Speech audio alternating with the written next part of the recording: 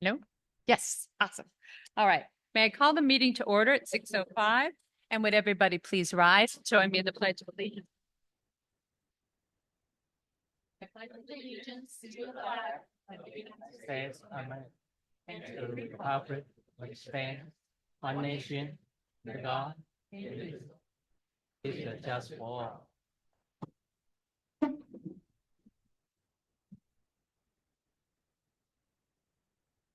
Thank you. May we have roll call?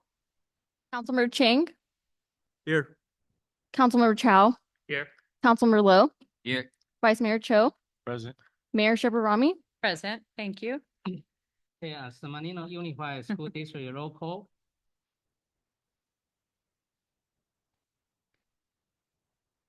Board Member Song. Present. Clerk Ryan. Vice President Gear. Present. President Chen. Present. All right. Thank you so much. The agenda is posted 24 hours prior to each special meeting at the following locations: at City Hall, the Kroll Public Library, and the Stoneman Building. The agenda is also posted on the city's website in advance of the meeting. The city welcomes public input, as I'm sure the school district does as well. And at this time, the public may address the city council and the board of the school district on items that are not on our regular agenda. Pursuant to state law, the city council and the school board may not discuss or take action on issues that are not on this agenda. So keep that in mind, and to ensure that everyone, including those joining us remotely, are able to hear all speakers clearly, please speak directly into a microphone. And note that all the comments will be limited to 3 minutes and timed by staff. I would like to ask our city clerk Walker to further explain how public comment will work. Thank you. For each item on the agenda, there will be time for public comment. We accept comments in 3 ways. First, we will take in-person comments for each item. Please fill out a speaker card and turn it in to me if you wish to speak on an item. There's a countdown timer displayed on the projector screen to help speakers keep track of the remaining time to speak. We will also accept comments from our Zoom participants. To give a public comment via Zoom, please utilize the chat box. When using this method, name yourself so that your first and last name are reflected for the record. If the comment is regarding a specific agenda item, please indicate which item. Comments will be accepted only until the end of the public comment period for that item. Please keep in mind that if there are technical difficulties with Zoom, the meeting will proceed as normal. The city will do its best to resolve any technical issues as quickly as possible. Due to technical limitations associated with gathering, printing, and sorting emailed public comment, the city has instituted a 3 p.m. cutoff the day before a city council meeting for emailed public comments. This is to ensure there's sufficient time to gather and provide the emailed comments to the city council. Any comments received after the 3 p.m. deadline will be included in the public comment record, but will not be provided to city council during the meeting. Thank you very much, clerk. Do we have anybody here tonight who wishes to speak at this time? If so, please approach the microphones and state your name and address for the record. Do we have any public comment cards that were turned in? I have received none as of right now. All right. And do we have anyone online wishing to speak at that time? At this time, excuse me. At this time, we have no request to speak via Zoom. Thank you very much. I will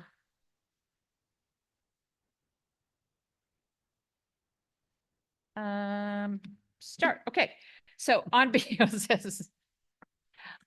of City Council, I'm pleased to welcome our San Marino Unified School District board members and staff for our first joint meetings in several years. Also, I would like to thank our community. They all know that some time has passed since we last met officially, and the city and the school districts behind the scenes are always been working hand in hand toward the betterment of our schools and community.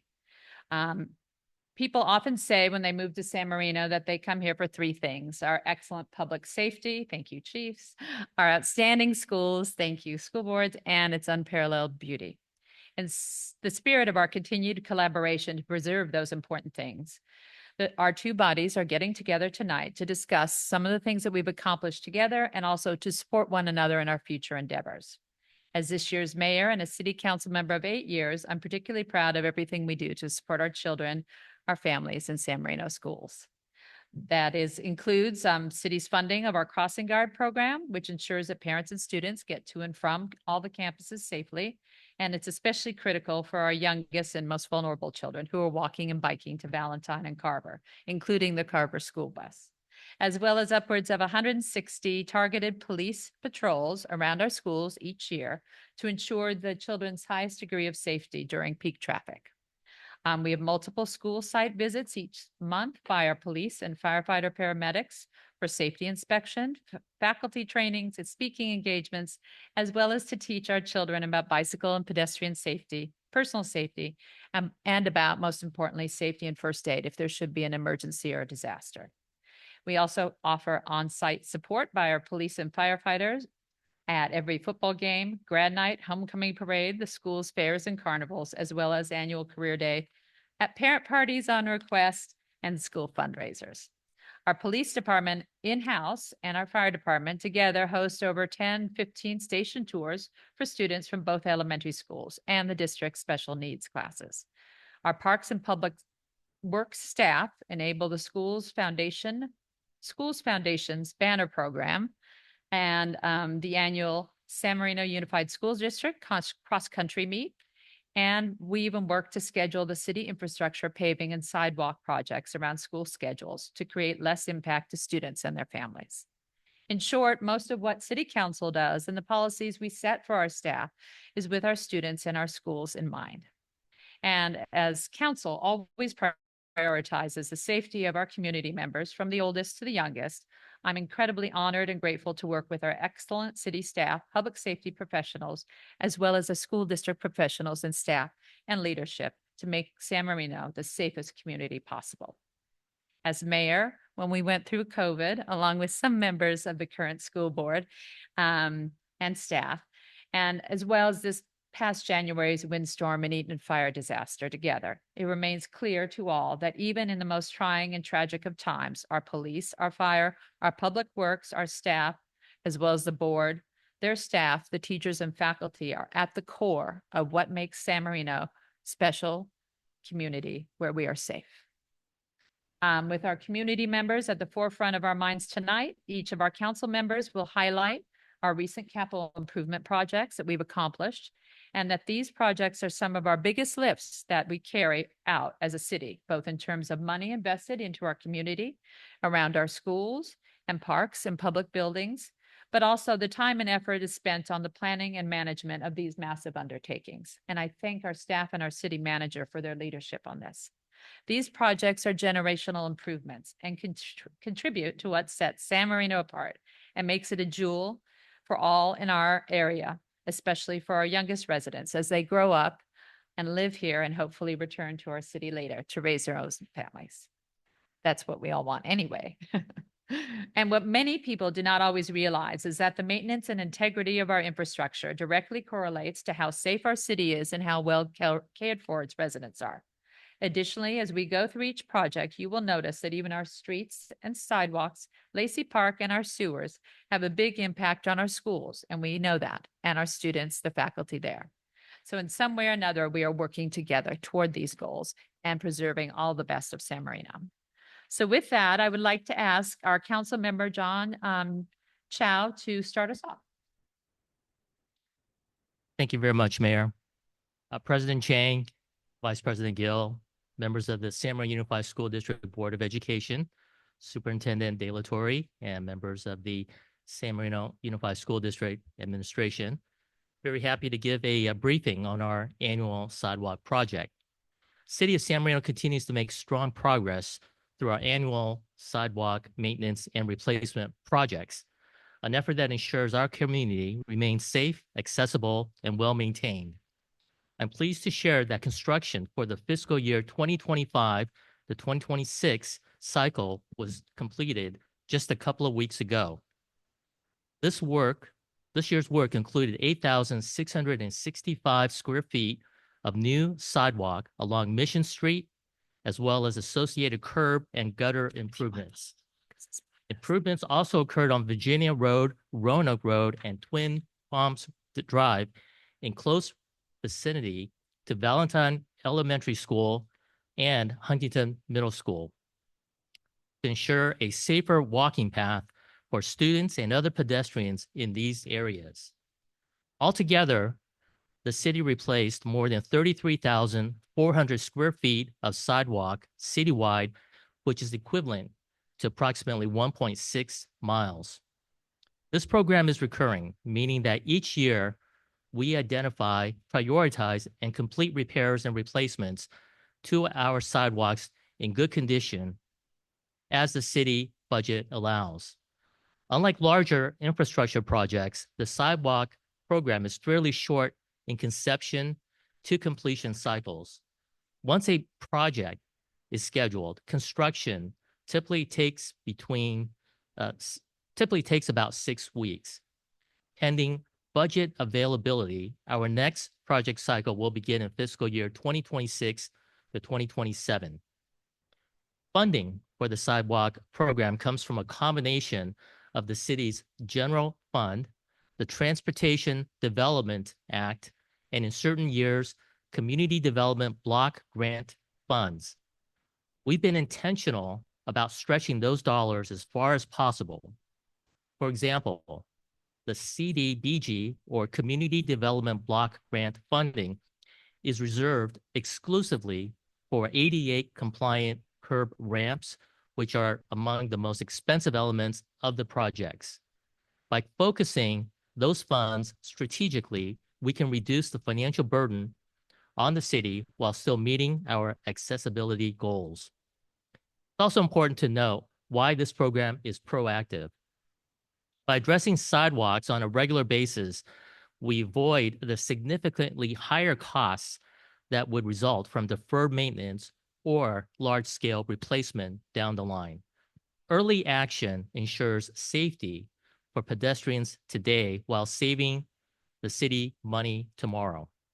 Through this year's cycle and in those to come, San Marino remains committed to providing safe, accessible sidewalks that reflect the high standards of our community. Safe, even sidewalks directly benefit students as well as parents and grandparents walking or biking to school by reducing trip hazards and improving ADA accessibility. This encourages more students to use active transportation, promoting health and hopefully reducing traffic congestion around campuses. This work not only enhances everyday walkability, but also demonstrates our commitment to fiscal responsibility, sustainability, and long-term infrastructure maintenance, and most importantly, ensures that our students walking to school have the safest and most accessible path to access their education. Thank you very much. Thank you. Thank you very much. Councilmember Chang. Thank you, Mayor. And welcome our school board President Chang and Vice President Gill and clerk Joshua and our superintendent, Dr. Delatorre. Okay, I'm going to talk about the street resurfacing program. The city of San Marino is proud to continue our street resurfacing program, a long-term investment in maintaining our infrastructure safety, reliability, and sustainability. This past May, we completed the most recent resurfacing cycle, covering approximately 4.5 miles of roadway and totaling over $7.5 million. That work included some of our most heavily trafficked neighborhood streets around the Huntington Library, such as Oxford, Orlando, and Houston, as well as full length of Del Mar Avenue. Given the immense lift that street work projects represent, pending budget availability, the city undertakes the design of the street work in one fiscal year and actual construction in the following year. Looking ahead, we're preparing to issue RFPs, requests for proposals for the design phase of our 25-26 project cycle. Once the design phase is complete, the project will move through the bidding and city council approval, followed by construction. Typically, design takes about 6 months, bidding and approvals about 1 to 2 months, and construction another 6 months. This steady phased approach ensures that each project is carefully planned, competitively bid, and delivered with high quality results for our community. Funding for the resurfacing program is programmed each year as funding is available and comes from a combination of the city's general fund, gas tax, Prop C and regional transportation measures such as County Measure R and Measure M, not to be confused with the school district's Measure M. We've also worked creatively to bring in outside resources, most notably through the Cal Recycle Rubberized Asphalt Grant, which has helped fund environmentally friendly materials. In fact, much of our resurfacing now uses rubberized asphalt, a product that not only makes the roadways more durable and quieter, but also helps recycle old tires and reduce landfill waste. As we look ahead to the next cycle, one of the most significant projects will be a large portion of westbound Huntington Drive, stretching from Virginia to Grenada. This is part of our ongoing effort to keep San Marino's 121 lanes of miles of public streets in good condition while balancing maintenance needs across the city. Through this program, we're not only maintaining our streets, but we're also extending their lifespan, improving safety, and demonstrating our commitment to sustainability and fiscal responsibility. Most importantly, smooth, well-maintained streets improve safety for school drop-off and pickup routes, making it easier for parents, buses, and student drivers to navigate without damage or hazards.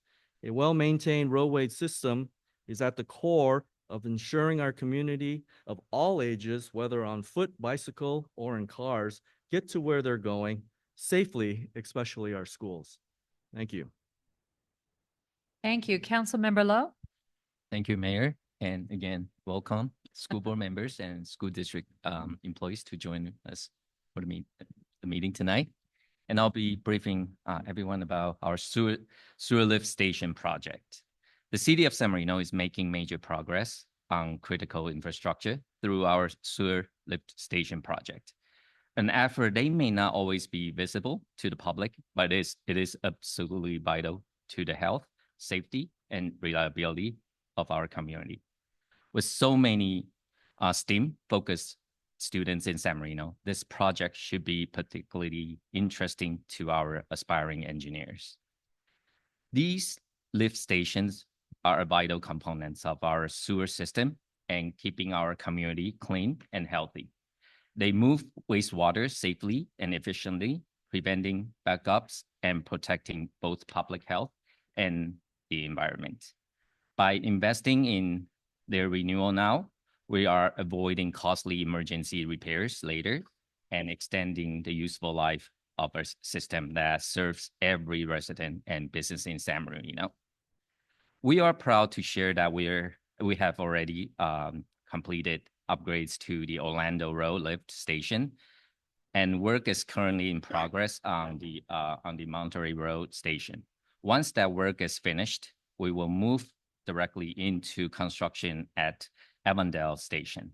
Each of these phases takes approximately 3 to 4 months to complete, ensuring steady and timely progress. This project is a one-time, near $2.3 million investment funded through the city's general fund.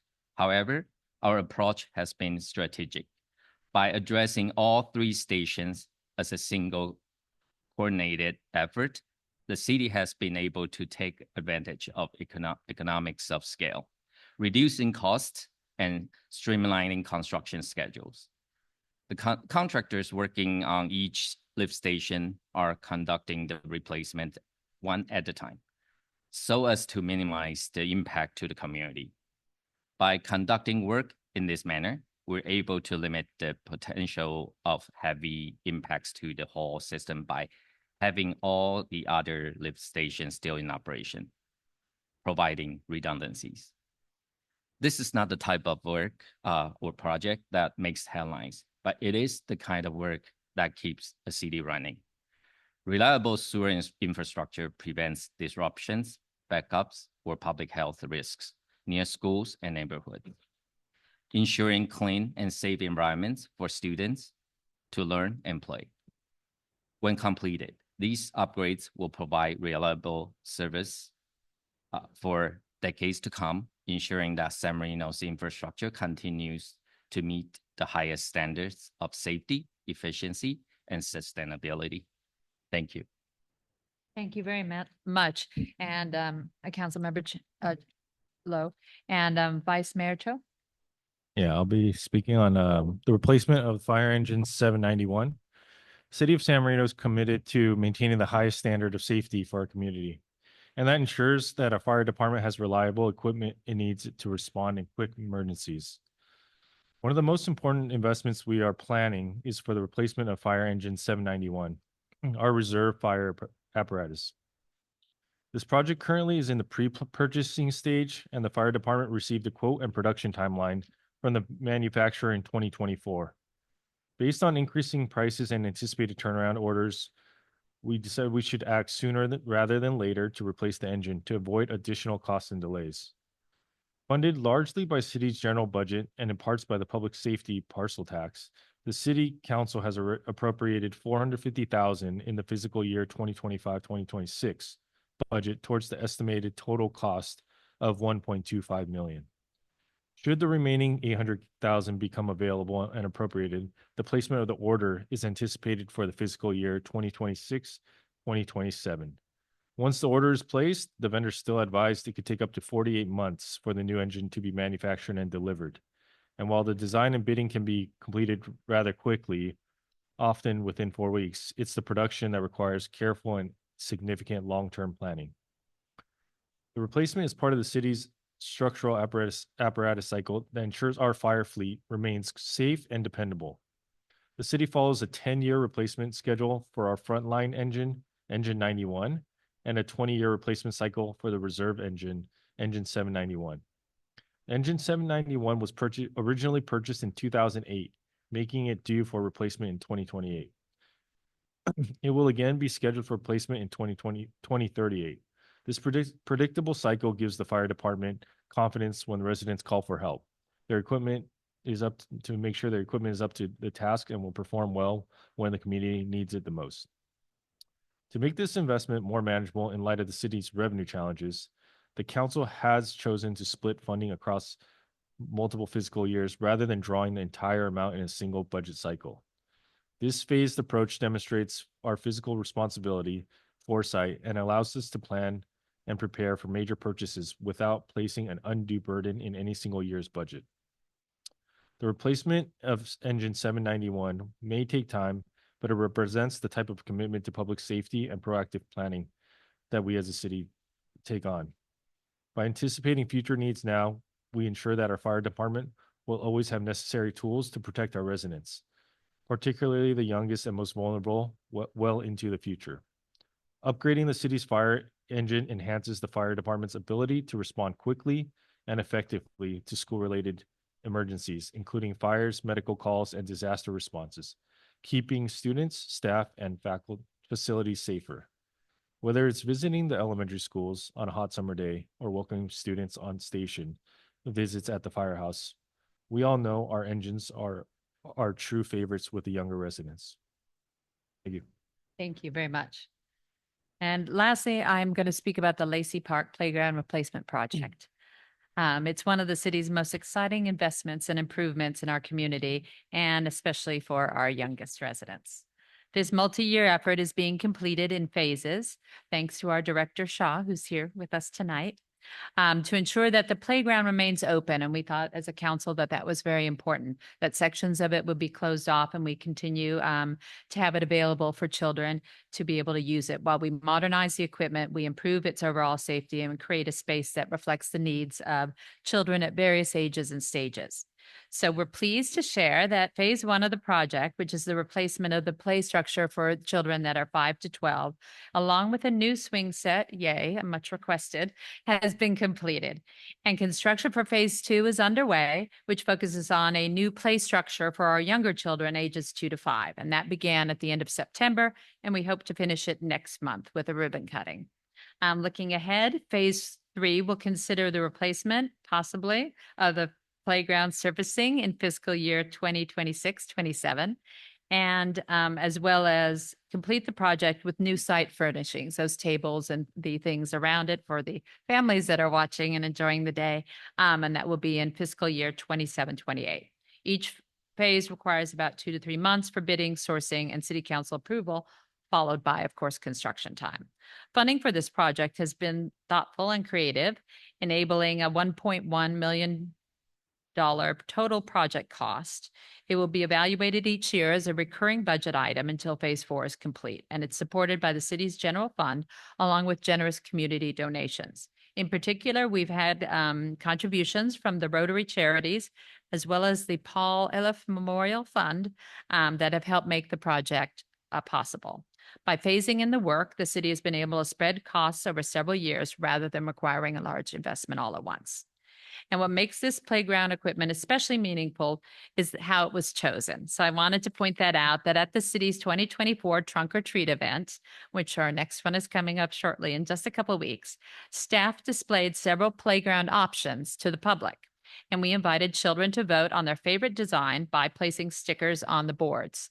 So after putting some stickers on themselves and each other, the children voted for the design that is currently in the works, and it's now being built, making this playground selected and approved and to be enjoyed by the children of San Marino. And so this project to us represents more than just new playground equipment. It's about creating a safe, fun, learning, and engaging space where families can gather, friendships can grow, and memories can be made for years and generations to come, which we know the school district well understands because that's your bread and butter. But it's important to us all that we get upgraded and improved safe playground equipment, and that supports our students' learning and engaging in recreation, fitness, as well as supporting their mental well-being by providing a modern, safe, and inclusive play space. It's often used by school groups, community groups on weekends and after school, and with the support of our community and continued attention and maintenance and careful planning by city staff, the Lacey Park Playground will continue to be a jewel of our park and a centerpiece for family life in Santa Marina, we hope, for generations to come.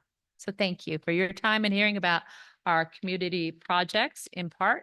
And I know we would love to hear also the things that you would like to share with us. Thank you.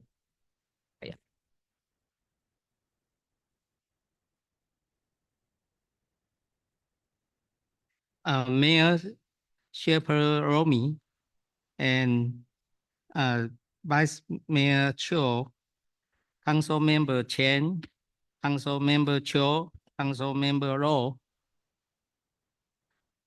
and the city manager and the city staff. I'm very pleased on behalf of San Marino Unified School District.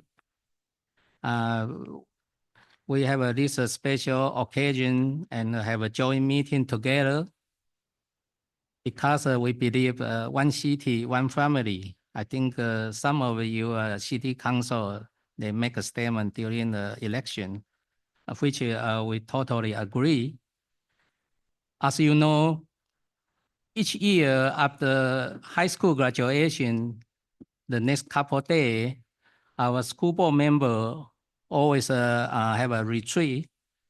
The retreat is make a decision and make a direction for next year. The board goal, as you know, the last 5 years, the key goal for the board, the education, they always is safety and security. I would like to take this opportunity again. Thank you for fire chief, police chief. Without both of your department and your staff, we cannot achieve for the safety and security goal for our student and the parent. Thank you. And right now, I like to address about the introduction and bond overview. The San Marino community has consistently been a community that cares deeply about education. Our parent, neighbor, and local organizations support SMUSD to ensure it remains one of the top performing districts in the county. In fact, just last week, it was announced that San Marino Unified School District has been recognized as one of the top school districts in both Los Angeles County and the state of California. According to the niche 2026 Best School District ranking, SMUSD earned a A+ overgrade, highlighting excellence in academic, teaching, and college preparation. Thanks to that same spirit of support, the Major M bond program will carry us forward on a path of continued academic success. Since its passage in November 2024, the district has been carefully planning the sequence phase of Major M to maximize impact, minimize classroom disruption, and safeguard our community investment against rising construction costs. Next, I like to briefly introduce. There's three phases. The phase one set to occur between now and 2028 will target the highest priority tier one project that are identified in the facility master plan. These are high impact and high cost improvement that are most vulnerable to rising construction costs. This phase is designed to deliver early win for the community while also establishing interim classroom housing to set the stage of a future campus-wide work. In other words, we are laying the foundation now so future improvement can happen smoothly without interrupting teaching and learning that are at the heart of our mission. Phase two will build on the momentum with the focus on the full modernization at our elementary and middle school. By leveraging the interim housing created in phase one, we can coordinate major renovation across campus and expand the classroom capacity that minimize disruption for the student and the staff. Phase three will complete the remaining tier one project, primarily addressing other space, such as a new multi-purpose room and a food service building at the Valentine Elementary. This phase also provides the district with an opportunity to reassess scope, timing, and funding for the larger tier two project, particularly those planned in the San Marino High School. Along the way, the program also includes early impact and the standalone project. These are smaller or trade-specific improvement or non-prioritized improvement that can be made as funding and schedule allow. This smaller project ensure that throughout the life of the bond program, our family and students will see the real progress and feel the benefit of their investment. The district will provide a regular update to the community on the San Marino website under page called Local Major. Additionally, members of the public can sign up for Major M alert on our website in order to receive the update and alert frequently. We are also looking forward to seeing the coverage of Major M through our newly hired public information officer, Mrs. Rochelle Mayer. Can you stand up? So, from now to the future, she's the main contact person for all the information from the school district. Okay, everybody call her. Got it. I will now turn it over to Vice President Gill to share what Major M means for the San Marino High School. Thank you, President Chang. Thank you to the City Council, Mayor Shepherd Romey, for having us. And I would just like to say a thank you and our sincere gratitude to the members of the community at large for investing in our schools through the successful passing of Measure M. So thank you. San Marino High School is where we prepare our students to step into the world as young adults, ready to explore, to grow, and to prepare for their futures. This year, that excellence was recognized by the Department of Education with the 2024 National Blue Ribbon Award, one of the highest and most coveted honors K-12 schools can receive. With Measure M, we have the opportunity to ensure our facilities continue to align with the level of excellence happening every day inside our classrooms and to ensure our students are prepared for the next phase of their academic careers.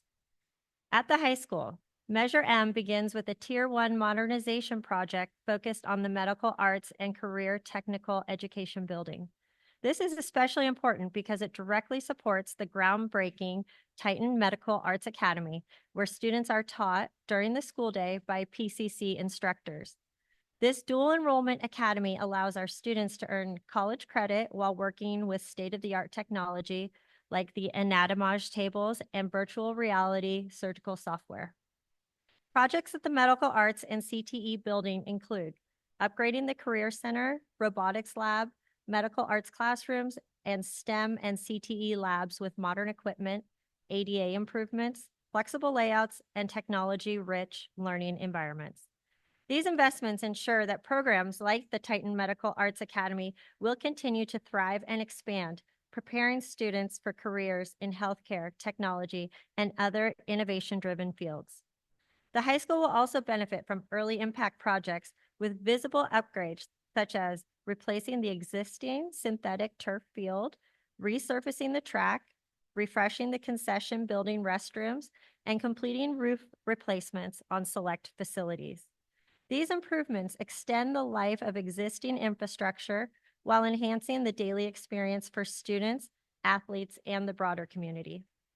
Looking ahead, San Marino High School is also home to several Tier 2 projects, including the potential construction of new athletic facilities and improvements to the Performing Arts Center.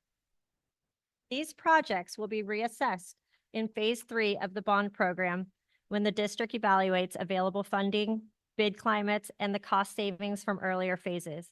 Now, I will turn it over to Board Clerk Mrs. Ryan to discuss the impact of Measure M on the Huntington Middle School campus. Hi. It is so nice to see everyone, and I am so glad everyone is able to read so well. I am a different presenter. So this is me, see me in the corner, there I am, and I'm going to present for you Measure M Huntington Middle School. Now, what you should notice in these pictures is this beautiful new facility that we have already anticipated, and many of our members of our city council also help us to support financially. And so here at the heart of San Marino, at front and center, Huntington Middle School is our Barth Athletic Facility.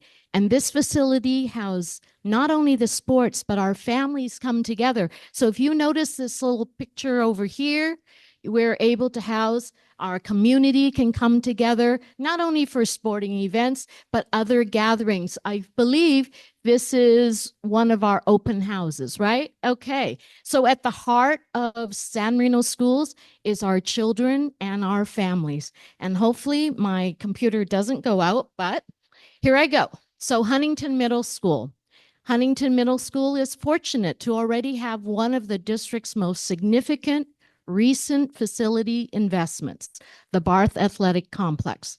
This state-of-the-art facility includes a full-size CIF, regulation gymnasium, a fitness room, media classrooms, and the infrastructure to support a wide range of athletic and co-curricular programs. It has truly transformed the campus, giving Huntington all of the foundational facilities it needs to thrive. The district was successful in applying for and receiving a total of $2.4 million in state matching funds, which was used to reduce the amount financed for the project through a certificate of participation, the COP. With the support of Measure M, we have been able to pay off the entire COP balance on the Huntington Middle School Barth Athletic Complex ahead of time. Thereby, this is a win not just for our schools, but for our entire community, as it will be saving thousands of dollars on future interest payments. So kudos to our district for its foresight. The district used its one-time ESSER funds that were provided by the federal government to school districts to help safely reopen and sustain the same operation of schools and address the impact of the coronavirus pandemic on the nation's students. We invested appropriately $1 million of this funding on replacing and upgrading HVAC units at both HMS and Valentine to improve air quality in our classrooms. As a result of these significant recent investments, the middle school will not receive a major phase 1 construction project. Instead, the bond program will focus its efforts at Huntington Middle School during the second phase, when the district will undertake a complete modernization of existing classrooms, instructional spaces, and building systems. This will bring older portions of the campus up to the same standard as newer facilities, aligning Huntington with the district's vision for a modern, flexible, future-ready learning environment. In the near future, Huntington Middle School will benefit from early impact improvements, targeting infrastructure needs that affect day-to-day operations. And these include the roof replacement, exterior facade repairs, upgrades to site drainage, and other exterior and landscape enhancements. Through this approach, we safeguard the excellence of Huntington Middle School today while unlocking the potential for transformational change. This will ensure the campus continues to serve our community with pride for generations to come. I will now turn it over to board member Ms. Joanna Lamb, who will discuss the plan for Carver Elementary School. Ms. Joanna. Thank you, Shelley. Hello. Hello. Thank you. Okay. Thank you, Shelley. Really hard to follow. That was a really great presentation. I'm gonna do some reading now. Just kidding. Thank you for having us, City Council today. I'm very thankful for the opportunity. We're very grateful for the community's support to Measure M, and I would like to share some updates about Carver Elementary. So at Carver Elementary, one of the first major Measure M projects will be the construction of new transitional kindergarten and kindergarten classroom buildings. This project directly responds to the district's and community's top priorities: accommodating the state's teaching expansion, addressing capacity needs at the early educational level, and creating learning environments designed specifically for the developmental stages of young learners. This project will deliver 5 new transitional kindergarten classrooms and 2 new kindergarten classrooms supported by age-appropriate play yards, play structures, and shade structures. In addition, 3 existing kindergarten classrooms and support spaces will be modernized, along with new restrooms and utility rooms, and a reconfigured student drop-off area on San Gabriel Boulevard to improve safety and traffic flow. Once complete, these provide Carver's youngest students with modern, safe, and developmentally appropriate spaces for learning and play. This will also help advance the district's goals of ensuring equitable access to high-quality early education and providing long-term infrastructure to meet enrollment needs. Carver will also benefit from early impact improvements with the enhancing safety, accessibility, and outdoor learning opportunities. Later phases of the Measure M program, Carver will undergo comprehensive modernization of existing permanent classroom buildings, restrooms, administrative areas, and site infrastructure, ensuring the entire campus is upgraded to modern standards. I will now turn it over to Board Member Mr. Joshua Sung to discuss the impact of Measure M on Valentine.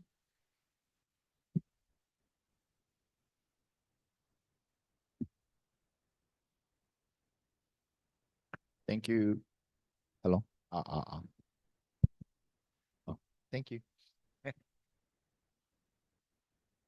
And Ram, my name is Joshua Song. I'm just in case you don't know who I am. I'm a kind of new kid in the block here.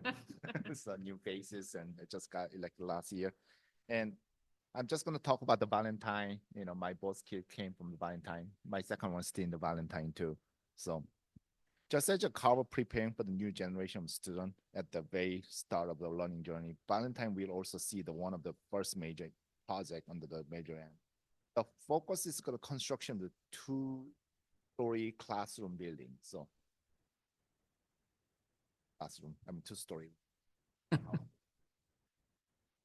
Project is directly respond to the Valentine top community priority, expanding classroom capacity and supporting the specializing learning through the new labs and flexible instructional.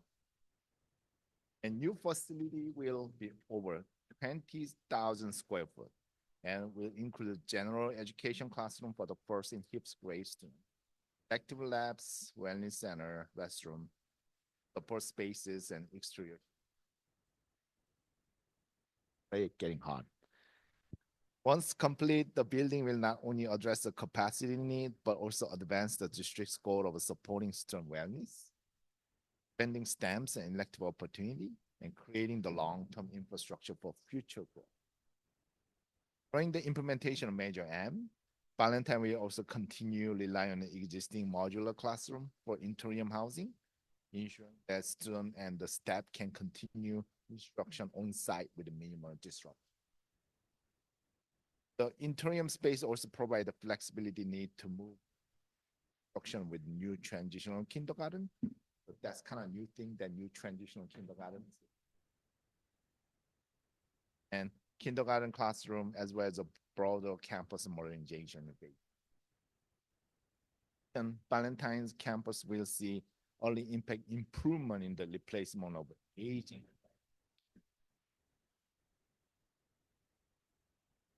To improve the safety, accessibility, and outdoor learning opportunity. And in the longer term, phase 3 will bring even more enhancement to the renovation and reconfiguration of the life. Construction of a new multipurpose room and food services building. And this improvement will replace the aging facility and create welcoming dining, gathering spaces that better serve students and community. Now I'll come back to okay.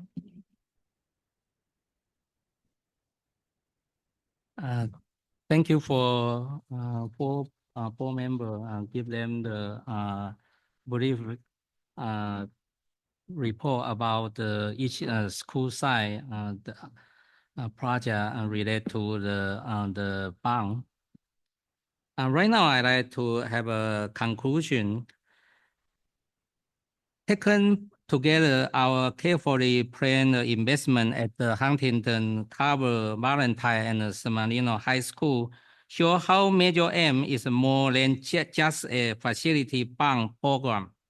It's a promise to our students and our community. By addressing the immediate need, preparing for the future growth, and creating a modern, flexible learning environment, we are ensured that every student in San Marino Unified has a condition necessary for success and multiple opportunities to thrive.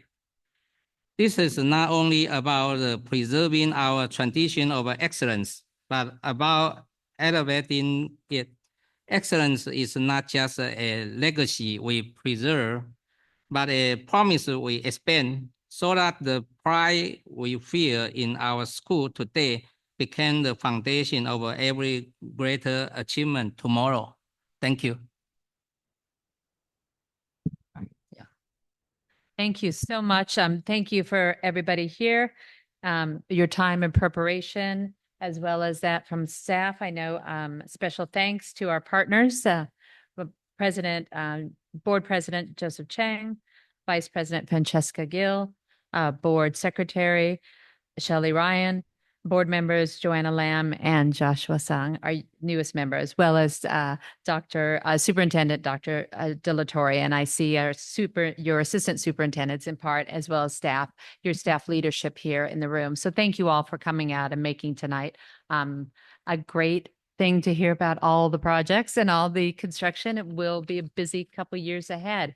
I would like to open it up to questions. If we have any questions or public comment, I don't know if anybody in the room has anything that they would like to address, either the school board or council or any staff here, or as well as if we had anybody online who submitted any questions or comments electronically. Nothing received electronically. Okay, seeing none, should I bring this back to council and a school board and continue with thanks? While we wish we were able to get together more often, and I know I do see plenty of all of you at various community events here in town, and it's wonderful that we are so involved, as well as the people in the audience, in making our community, our schools, and our city so safe and loved. Hopefully, it's been a very important or informative opportunity today that we took to get this back online and have a joint meeting, as well as being able to bring our community in so that they could hear as well about what we're all doing to support our families, our residents, and our community, our greater community that we shared today. That information is critical. And whether it's from our staff who do so much on behalf of our community development and our firefighters and police, Parks and Public Work crew as they place the banners and the homecoming parade coming up. I know that every member of our community and city staff, the school community, feels the same love and support that we have that for our school district and our students. And we are always going to be here to support one another. So that makes me very happy. And I thank you that we've worked in close partnership, as well as our city manager and our superintendent, with our school board and our council members to all the things that we do and we've described tonight to the benefit our beloved San Marino. So thank you. I have to ask another technical thing. Do we have any written communications or public writings for distribution? We did not receive any for tonight's meeting. All right. And last chance, anybody wants to say something? There are some people here. Please do approach the microphone. Otherwise, I will adjourn the meeting. And we close it today as it's marking the 2-year anniversary of the attacks in Israel in 2023, during which so many lives were lost. And there are still hostages being held. So I would like to adjourn the meeting in honor of all those that were impacted that day and since. May we come together as humanity in the name of peace and put all the violence and bloodshed behind us.